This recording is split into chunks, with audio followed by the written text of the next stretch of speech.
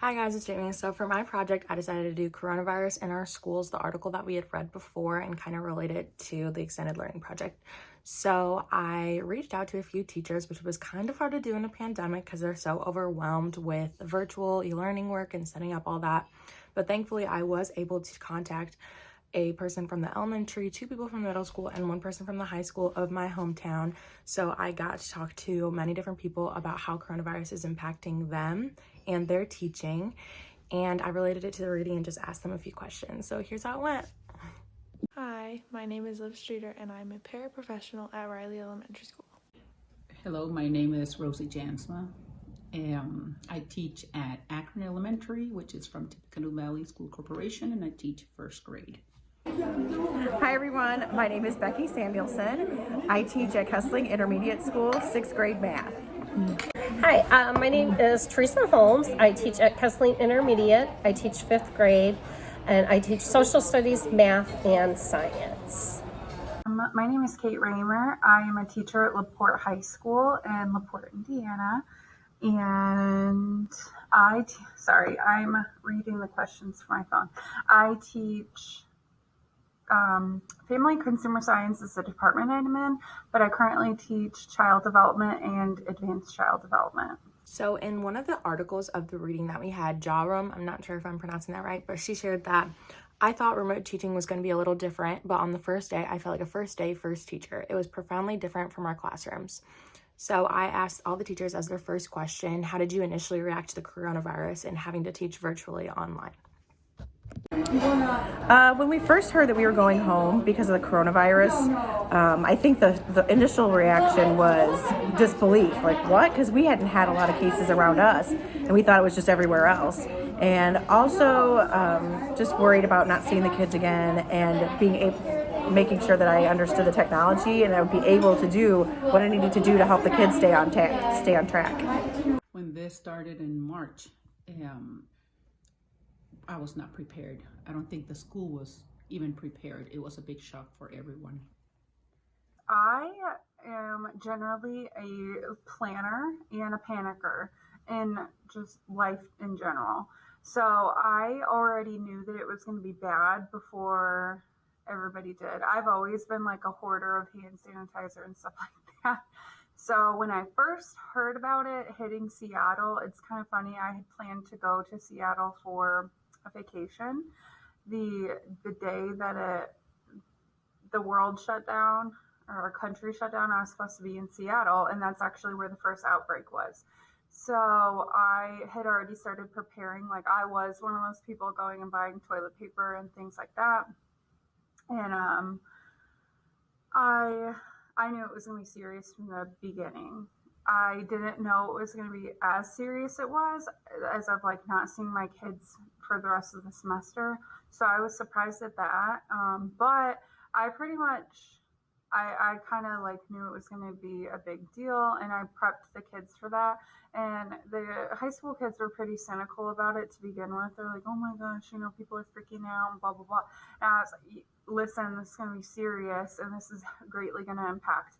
And I remember distinctly when we got the message over the intercom that like they wouldn't be returning. I was with a class of majority of like seniors, and they kind of were like, yeah, we're out, like we're not coming back. And I was like, dude, listen to yourself. It's going to greatly impact the rest of your, high school career. And it was really sad. It was like very hard to come to terms with that. How I first reacted to the coronavirus was in disbelief. I really didn't think it was going to happen to us. I was shocked that when we found out like at 1:30 in the afternoon, we were done at 2:30 for 2 weeks or 3 weeks, however long it was. I was shocked. I never thought it would happen to us. And then once I took it all in, I realized we're not going back to school. And we didn't until in the beginning of August. So from that same article, she later says, I called families to check in on them to find out who needed a computer. I told them that I would continue to teach, but that they needed to do what worked best for their family first. And so my next question for all the teachers was technology ever an issue for you or for the students? As far as technology goes, I think it was an issue for me just because I'm an older teacher and I maybe don't know all the new technological things going on, but I did learn quickly because I didn't have a choice, and it was really nice to have a lot of coworkers where we could communicate with each other and get help when we needed it. We learned, the first thing we learned was how to Zoom, and the teachers Zoomed with each other, and we talked about strategies and how we were going to take care of the kids and get things done. As far as the kids go, they all had their own Chromebooks issued to them, and it was an issue sometimes about with Wi-Fi and them having problems with their Chromebooks. I know I had a couple of kids who had issues with their Chromebooks where they had to bring them to the school to be repaired, and it could be weeks before they got them back. So that was an issue, but we just had to work through with emailing and keeping in touch with parents. And also, the school now, when we first had coronavirus, we didn't have these options, and now we have different options for kids where they set up Wi-Fi in certain parking lots by the schools, and now they're even offering the kids hotspots for free. We have so many that we can distribute to kids that need it too. Technology is definitely still an issue, whether it's the students just forgetting to charge their Chromebooks or them being unable to log on to our Zoom calls, or the Wi-Fi being slow and everyone being frozen. It's definitely still something that we're working on, and I don't know if it'll ever be fully resolved and just really perfect. Yes, technology was an issue. We had a lot of kids that forgot their chargers at school. We had kids that didn't have Wi-Fi. We had kids that would never get on their Chromebooks, and they would tell their parents they did their work and never did it. There was a ton of issue. It was harder for me because we only had Chromebooks issued to us, and since we were at home, I didn't have everything I needed to help me become a better teacher. A lot of things that I needed were on my desktop at school. Absolutely. Technology was and it's still an issue there at our corporation. Technology was a huge issue for us. We are given at our school, we were given Chromebooks, which are, I love Chromebooks. I think they're helpful, but for the Zoom and Loom and things like that, it was not cutting it. At the time, I didn't have a MacBook or a PC or anything like that of my own, so I was using strictly the school's Chromebooks, and it was horrible, to be honest. My own personal Wi-Fi wasn't at home wasn't the strongest that I thought it was going to be, so I kind of had to think about that and think about if I wanted to invest in higher Wi-Fi, which I didn't really at the time. But technology was for sure an issue. Learning Jamie makes a good point in her article. She says, the pandemic lays bare our systemic racism and classism, unequal access to technology, phones, and material resources like food and housing. And then her article was called Finding Hope in Collective Action. So my next question for all the teachers was, what did your school corporation do to help these struggling students? And their answers are actually pretty interesting. Riley is providing food for the students who need it, just like they would be receiving if they were attending school in person still.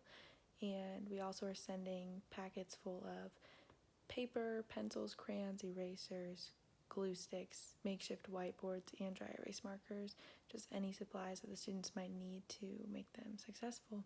As far as other things besides technology, our school corporation, I think, did a really great job trying to help kids that needed it. And we still had our food service pickups, so kids could still come and get lunch free for everyone. We also had the counselors doing different things with the kids. I know that our principals did daily videos of themselves and principals to make contact with the kids and if they needed anything. And we all definitely, tried to reach out through phone and emails with parents too. One of the first things, and I really appreciate, is that they contacted the Rochester Telecommunication here company, and they gathered spots, or they set up spots where kids, if they couldn't get the internet at home, they could go to that spot and they could go ahead and hooked up to Wi-Fi or have Wi-Fi to get their stuff done. Some of the things that our school corporation did to help was within hours, they had a food service set up to provide breakfast, lunch for all the kids every day. Our counselors would get on and post videos to help them on Facebook and social media. Our school corporation is awesome. They provided food every school day. They would have food but pick up areas around the community for people to drive through and pick up for all their school aged children. I think that was wonderful. Our community opened up their public libraries for their Wi-Fi, and I know our school has like Wi-Fi pucks that you can like take home with you, and they're like personal hotspots for kids that don't necessarily have it. But there's still struggles that we're facing. There's still, I mean, even in November, there's still kids that have never logged on since August virtually. So it's just really, it has different struggles. Coming back to the I felt like a first day, first teacher article, she starts one of her sentences, I am more skilled at remote teaching now. So my next question for all the teachers was, are you better at handling remote teaching this year compared to last year, and what changed for you? I am definitely better at handling remote learning this year compared to last year. One thing that is helping is that we are able to be at school, so I do have all the technology and the resources I need to become a better teacher and help the kids as we go. Another thing that has helped definitely is we were at school for the first 9 weeks before we actually went to remote learning, only 2 days a week doing remote. So it was a nice break up to now when we are fully remote.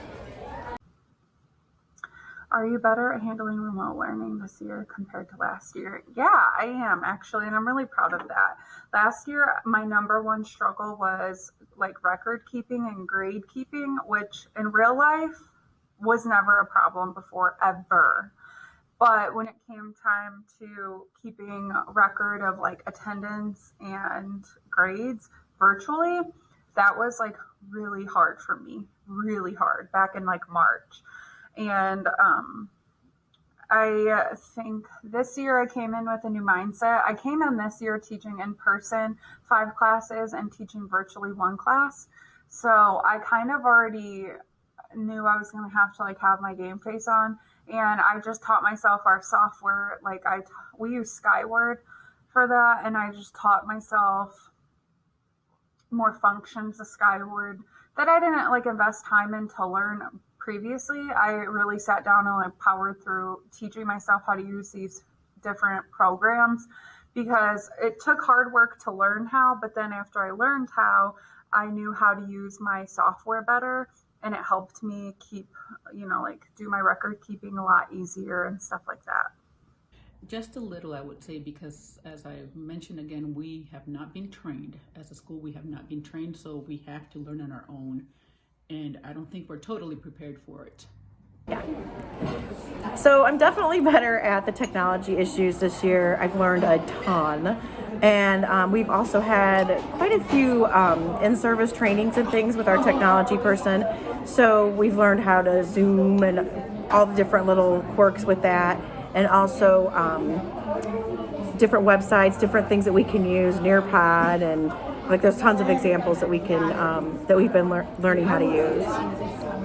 Dennis Cussa wrote an article called Lessons from an Earth, and this was one of the takeaways that I found from his article.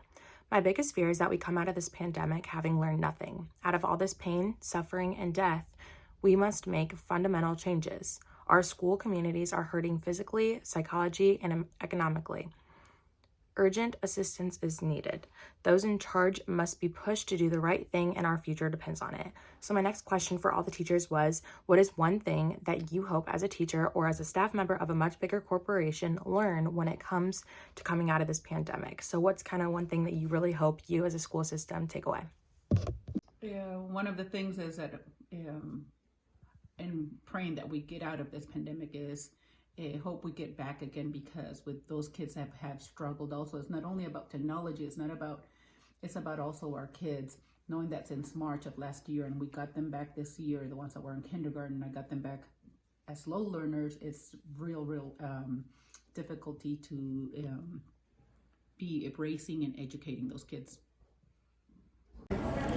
As far as what we've learned through all of this is that I guess until you have it happen to you, you don't know if you can handle situations. And I feel like we have done everything we can to, persevere and help our kids do the best they can with their learning and continue to teach our curriculum. And we've learned that we have been very flexible and that we can keep learning new things and in order to help our kids be successful. I think one thing that we have learned as a teacher, even as a school corporation, is to expect the unexpected. Also, I feel like the school corporation has learned that unfortunately not all children need to be at school, that there are some children that do learn better being at home. And I do feel after this is all said and done, that is going to be an option for our students. They can choose to be traditional students at school, or they can be at home learners supported by our teachers virtually. I think that this pandemic has changed education, and I can't say this for like a positive or a negative thing, but I do know that education itself will be changed permanently, I think. We had been pushed to put everything virtual, and I think that really, in my opinion, and I think putting everything virtual while the kids were still in person really damaged the classroom camaraderie and like collaboration. And I get that we had to for like contact tracing and stuff like that. I totally get it. Like, I'm not knocking the fact that that everything had to be pushed virtual, but with the kids being in person and then everything still being on the Chromebook and virtual, it really just killed all the vibes in the classroom. It was very, the kids just used that as like a scapegoat. They just would hide behind their Chromebooks, and it didn't offer any collaboration between myself and them or them with each other. It just really put up barriers that I'd never really had to experience before. I'm not used to looking out into a sea of Chromebooks, and I'm used to having that face-to-face interaction and the collaboration, and I just don't anymore. So it's been a weird adjustment for sure. After this pandemic, I don't see us going back. I see us seeing this as efficient, and in some ways it is, but in other ways it's, our classroom environment has changed a lot. I know it's been good for environmentally. I know it's been good not making all the paper copies and the paperwork and stuff like that.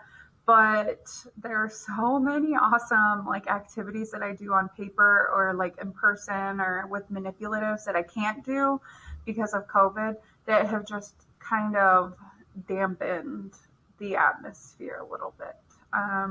Today is actually a virtual day, so I'm going to spin you around. Today's a virtual day in my classroom. I am here all day, Zooming with the kids, just like how I'm talking to you, and this is what I'm looking at all day. It's depressing. My kids are at home doing like Zoom and doing their online work, and I'm here in an empty room that should be filled with my kids, and I'm not. So I think that this will impact our kids for years to come. After reviewing all the teachers' answers and what they said to all the questions, I've learned so much from this project, and these are just a few things that I've taken away from doing this.